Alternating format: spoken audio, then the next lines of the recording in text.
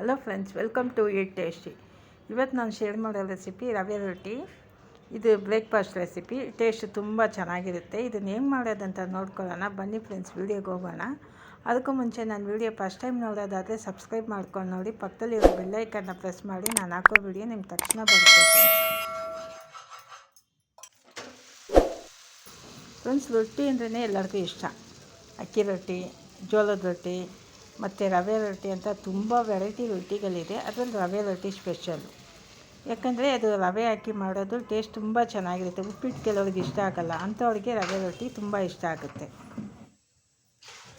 ಉಪ್ಪಿಟ್ಟಿಗೂ ರವೆ ರೊಟ್ಟಿಗೂ ಏನು ವ್ಯತ್ಯಾಸ ಅಂದರೆ, ಅದನ್ನು ನಾವು ಎಲ್ಲ ಏನೇನು ಹಾಕ್ತೀವಿ, ಉಪ್ಪಿಟ್ಟಿಗೆ ಏನೇನು ಹಾಕ್ತೀವೋ ಅದೆಲ್ಲ ರವೆ ರೊಟ್ಟಿಗೂ ಹಾಕ್ತೀವಿ. ಇದು ರೊಟ್ಟಿಯಾಗಿ ಮಾಡ್ತೀವಿ, ಅದನ್ನು ಉಪ್ಪಿಟ್ಟಾಗಿ ಮಾಡ್ತೀವಿ ಅಷ್ಟೇ. ಆದರೆ ಇದು ಟೇಸ್ಟ್ ಬೇರೆ, ಅದು ಟೇಸ್ಟ್ ಬೇರೆ.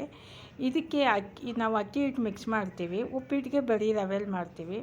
ಅದೇ ಟೇಸ್ಟು ಎರಡೂ ಹೆಚ್ಚು ಕಡಿಮೆ ಒಂದೇ ಥರ ಇರುತ್ತೆ. ರೊಟ್ಟಿ ಟೇಸ್ಟ್ ತುಂಬ ಚೆನ್ನಾಗಿರುತ್ತೆ. ಈ ರವೆ ರೊಟ್ಟಿ ಸುಲಭವಾಗಿ ಹೆಂಗೆ ಮಾಡೋದು, ಈ ಸುಲಭನೇ ಹೆಂಗೆ ಮಾಡಿದ್ರು ಸುಲಭನೇ. ಹೆಂಗೆ ಮಾಡೋದಂತ ನೋಡ್ಕೊಳ್ಳೋಣ ಬನ್ನಿ ಫ್ರೆಂಡ್ಸ್, ವೀಡಿಯೋಗೆ ಹೋಗೋಣ. ನೋಡಿ, ನಾನು 1 ಲೋಟ ರವೆ, ಮೀಡಿಯಮ್ ರವೆ ತೊಗೊಂಡಿದ್ದೀನಿ. ಚಿರೋಟಿ ರವೆ ಅಲ್ಲ, ಮೀಡಿಯಮ್ ರವೆ. ಅದಕ್ಕೆ 1 ಕಪ್ಪು, 1 ಲೋಟಾಗಿ 1/4 ಕಪ್ಪಷ್ಟು ಅಕ್ಕಿ ಹಿಟ್ಟು ತೊಗೊಂಡಿದ್ದೀನಿ. ರುಚಿಗೆ ತಕ್ಕಷ್ಟು ಉಪ್ಪು ಸೇರಿಸಿದ್ದೀನಿ.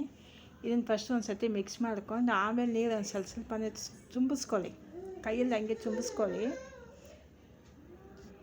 ರವೆನ ಫಸ್ಟ್ ಕ್ಲೀನಾಗಿ ಮಿಕ್ಸ್ ಮಾಡಿ ಆಮೇಲೆ ನೀರು ಹಾಕಿ ಒಂದು ಸ್ವಲ್ಪನೇ ಹಾಕಿ ಕಲಿಸ್ಕೊಳ್ಳಿ. ಒಂದೇ ಸರ್ತಿ ಹಾಕಿದ್ರೆ ನೀರು ಜಾಸ್ತಿ ಆಗಿಬಿಡುತ್ತೆ. ನೀವು ಮತ್ತೆ ರವೆ ಮತ್ತು ಅಕ್ಕಿ ಹಿಟ್ಟು ಸೇರಿಸ್ಬೇಕು. ಅದರಿಂದ ಒಂದು ಸ್ವಲ್ಪನೇ ಸೇರಿಸ್ಕೊಳ್ಳಿ.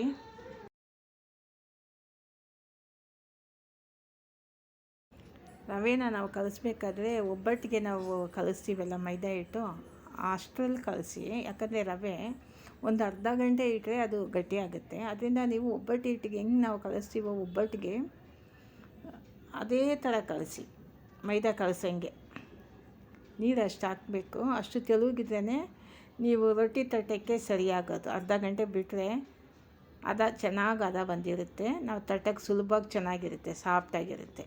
ತುಂಬ ಗಟ್ಟಿಯಾಗಿ ಕಲಿಸ್ಬಿಟ್ರೆ ಮತ್ತೆ ನೀವು ನೀರು ಹಾಕಬೇಕು. ಅದರಿಂದ ಒಂದೇ ಸರ್ತಿ ಕಲಿಸ್ಬೇಕಾದ್ರೆ ನಾವು ಒಬ್ಬಟ್ಟು ಮೈದಾ ಹಿಟ್ಟು ಕಲಸಂಗೆ ಕಲಿಸಿಟ್ಬಿಡಿ. ಒಂದು ಅರ್ಧ ಗಂಟೆ ಒಂದು ಸೈಡಿಗೆ ಇಟ್ಬಿಡಿ ಅದನ್ನು.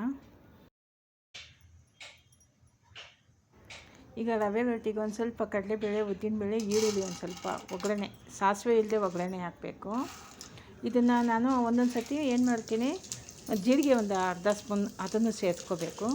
ಒಂದೊಂದು ಸರ್ತಿ ಏನು ಮಾಡ್ತೀನಿ, ಬರೀ ಜೀರಿಗೆ ಮತ್ತು ಕಡಲೆಬೇಳೆ, ಉದ್ದಿನಬೇಳೆ ಎಲ್ಲ ಇಟ್ಟು ಕಲಸಿಟ್ಟಿದ್ನಲ್ಲ, ಅರ್ಧ ಗಂಟೆ ಬಿಟ್ಟು ಇದನ್ನು ಎಣ್ಣೆಗೆ ಹಾಕಿ ಫ್ರೈ ಮಾಡಿದ್ರೆ ಹಂಗೆ ಹಾಕ್ತೀವಿ. ಈರುಳ್ಳಿ, ಕೊತ್ತಂಬರಿ ಸೊಪ್ಪು, ಹಸಿಮೆಣ್ಸಿನ್ಕಾಯಿ ಎಲ್ಲ ಸೇರಿಸಿ, ಕೊತ್ತಂಬರಿ, ಕರಿಬೇವು ಎಲ್ಲ ಪ್ರತಿಯೊಂದು ಹಸಿಯಾಗಿ ಹಾಕಿ ಮಿಕ್ಸ್ ಮಾಡಿ ರೊಟ್ಟಿ ತರ್ತೀನಿ. ಅದು ಒಂಥರ ಟೇಸ್ಟ್ ತುಂಬ ಚೆನ್ನಾಗಿರುತ್ತೆ. ಇವತ್ತು ನಾನು ಫ್ರೈ ಮಾಡಿ ಹಾಕಿದ್ದೀನಿ. ಇದೊಂಥರ ಟೇಸ್ಟ್ ಬರುತ್ತೆ. ಒಂದೆರಡು ಹಸಿಮೆಣ್ಸಿನ್ಕಾಯಿ ಸಣ್ಣ ಸಣ್ಣ ಪೀಸಾಗಿ ಕಟ್ ಮಾಡಿ ಹಾಕಿದ್ದೀನಿ. ಇದು ಈರುಳ್ಳಿ ತುಂಬ ಫ್ರೈ ಆಗಬೇಕು ಅನ್ನೋ ಅವಶ್ಯಕತೆ ಏನಿಲ್ಲ. ಒಂದು 50% ಫ್ರೈ ಆದರೆ ಸಾಕು. ಈಗ ಕೊನೆಯದಾಗಿ ಕರಿಬೇವು ಸೇರಿಸಿ ಸ್ಟವ್ ಆಫ್ ಮಾಡಿಬಿಡಿ. ಇದು ಒಂದು ಸ್ವಲ್ಪ ಒಂದು 5 ನಿಮಿಷ ಬಿಟ್ಬಿಡಿ ತಣ್ಣಗಾಗಲಿ. ಆಮೇಲೆ ನೀವು ಅದನ್ನು ಹಿಟ್ಟಲ್ಲಿ ಸೇರಿಸ್ಕೊಳ್ಳಿ.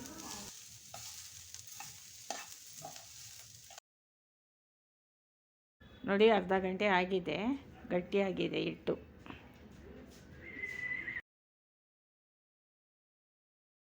ಶುಂಠಿ ಚೆನ್ನಾಗಿ ಜಜ್ಜಿಬಿಟ್ಟು ಅದನ್ನು ಸೇರಿಸ್ಕೊಳ್ಳೋಣ. ಟೇಸ್ಟ್ ಚೆನ್ನಾಗಿರುತ್ತೆ. ಮಧ್ಯ ಶುಂಠಿ ಸಿಗುತ್ತೆ ಬಾಯಲ್ಲಿ, ತುಂಬ ಚೆನ್ನಾಗಿರುತ್ತೆ ಆವಾಗ ಟೇಸ್ಟು. ಈಗ ಫ್ರೈ ಮಾಡಿರೋ ಈರುಳ್ಳಿ ಅದನ್ನು ಸೇರಿಸಿ ಒಂದು ಸಲ ಮಿಕ್ಸ್ ಮಾಡ್ಕೊಳ್ಳಿ. ಕೊತ್ತಂಬರಿ ಸೊಪ್ಪು ಸೇರಿಸ್ಕೊಳ್ಳಿ, ಹಸಿ ಕೊತ್ತಂಬರಿ ಸೊಪ್ಪು ಚೆನ್ನಾಗಿರುತ್ತೆ.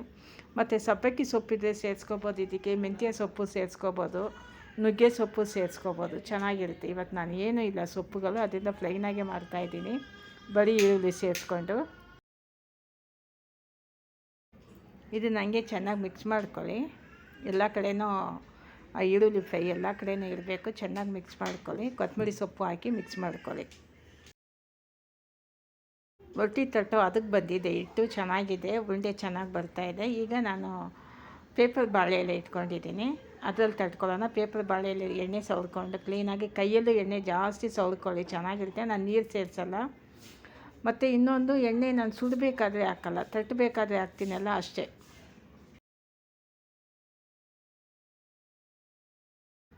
ಎಣ್ಣೆ ಒಂದು ಸ್ವಲ್ಪ ಧಾರಾಳವಾಗಿ ಸೇರಿಸ್ಕೊಳ್ಳಿ ತಟ್ಟಕ್ಕೆ. ನಿಮ್ಗೆ ಎಷ್ಟು ಸಣ್ಣ ಆಗುತ್ತೋ ಅಷ್ಟು ಸಣ್ಣ ತಟ್ಕೊಳ್ಳಿ, ಬರುತ್ತೆ ನೋಡಿ. ಹೆಂಗೆ ನಾವು ಕೈ ಇಕ್ತೀವೋ ಹಂಗೆ ಅದಕ್ಕೆ ತಕ್ಕಂಗೆ ಹೋಗ್ತಾನೆ ಇರುತ್ತೆ ನೋಡಿ, ಸಣ್ಣ ಬರುತ್ತೆ.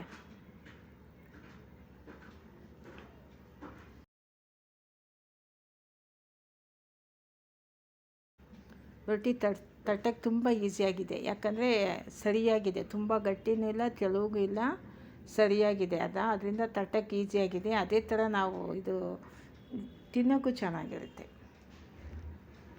ತಟ್ಟಿದ್ದಾಯಿತು. ಈಗ ಒಂದು ಕಡೆ ಹೆಂಚಿಟ್ಟಿದ್ದೀನಿ, ಅದಕ್ಕೊಂದು ಸ್ವಲ್ಪ ಫಸ್ಟ್ ಎಣ್ಣೆ ಹಾಕ್ತೀನಿ, ಆಮೇಲೆ ಎಣ್ಣೆ ಹಾಕೋಲ್ಲ.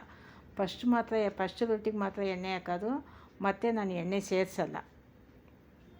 ಯಾಕಂದರೆ ನಾವು ತಟ್ತೀವಲ್ಲ ಆವಾಗಲೇ ಕೈಯಲ್ಲಿ ಸೋಲ್ಕೊಂಡು ಎಲೆಯಲ್ಲೆಲ್ಲ ಕ್ಲೀನಾಗಿ ಎಣ್ಣೆ ಹಚ್ಕೊಂಡೇ ತಟ್ಟೋದು. ಅದರಿಂದ ಮತ್ತೆ ನಾನು ಸುಡೋಕ್ಕಂತೂ ಎಣ್ಣೆ ಹಾಕೋದೇ ಇಲ್ಲ, ತಟ್ಟಕ್ಕೆ ಮಾತ್ರ ಎಣ್ಣೆ ಒಂದು ಸ್ವಲ್ಪ ಸೇರಿಸ್ತೀನಿ. ಸೊಪ್ಪು ಎಲ್ಲ ಹಾಕಿ ಮಾಡಿದ್ರೆ ಇನ್ನೂ ಟೇಸ್ಟ್ ತುಂಬ ಚೆನ್ನಾಗಿ ಬರುತ್ತೆ. ಆದಷ್ಟು ಸೊಪ್ಪು ಸೇರಿಸ್ಕೊಳ್ಳಿ, ಚೆನ್ನಾಗಿರುತ್ತೆ ಟೇಸ್ಟು ರವೆ ರೊಟ್ಟಿಗೆ. ಒಂದು ಕಡೆ ಬೆಂದಾಯಿತು, ಇನ್ನೊಂದು ಕಡೆ ತಿರುಗಿಸಿದ್ದೀನಿ. ರವೆ ರೊಟ್ಟಿ ಬೇಯೋಕ್ಕೆ ಒಂದು ಸ್ವಲ್ಪ ಲೇಟ್, ನಿಧಾನಕ್ಕೆ ಬೇಯೋದು. ಅದು ಮೀಡಿಯಮ್ ಫ್ಲೇಮಲ್ಲಿ ಇಟ್ಟು ನೀವು ಬೇಯಿಸಿ, ಫಾಸ್ಟಲ್ಲಿ ಇಡೋಕ್ಕೆ ಹೋಗಬೇಡಿ, ಕಪ್ಪಗಾಗುತ್ತೆ, ಒಳಗಡೆ ಬೆಂದಿರಲ್ಲ. ಇದೊಂದು ಸ್ವಲ್ಪ ನಿಧಾನಕ್ಕೆ ಬೇಯೋದು. ಇದು ಏನು ಸ್ಪೆಷಲ್ ಅಂದರೆ, ನಾವು ಆಚೆ ಹೋಗ್ಬೇಕಾದ್ರೆ 1-2 ರೊಟ್ಟಿ ಬೆಳಗ್ಗೆ ಬ್ರೇಕ್ಫಾಸ್ಟ್ ತಿಂದ್ಬಿಟ್ಟು ಹೋದರೆ ಬೇಗ ಹೊಟ್ಟೆ ಹಸಿವು ಬರೋಲ್ಲ, ತಡ್ಕೊಬೋದು. ನೋಡಿ ಇದು ಬೆಂದೋಯ್ತು, ತೆಗೆದುಬಿಟ್ಟೆ. ಈಗ ಮತ್ತೊಂದು ಹಾಕಿದ್ದೀನಿ.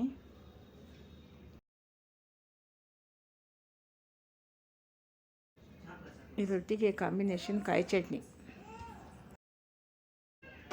ನೋಡಿ ರೊಟ್ಟಿ ತುಂಬ ಸಾಫ್ಟಾಗಿದೆ, ಅಗಲವಾಗಿ ಮಾಡಿದ್ದೀನಿ, ನಾನು ಚಿಕ್ಕದಾಗಿ ಮಾಡಿಲ್ಲ.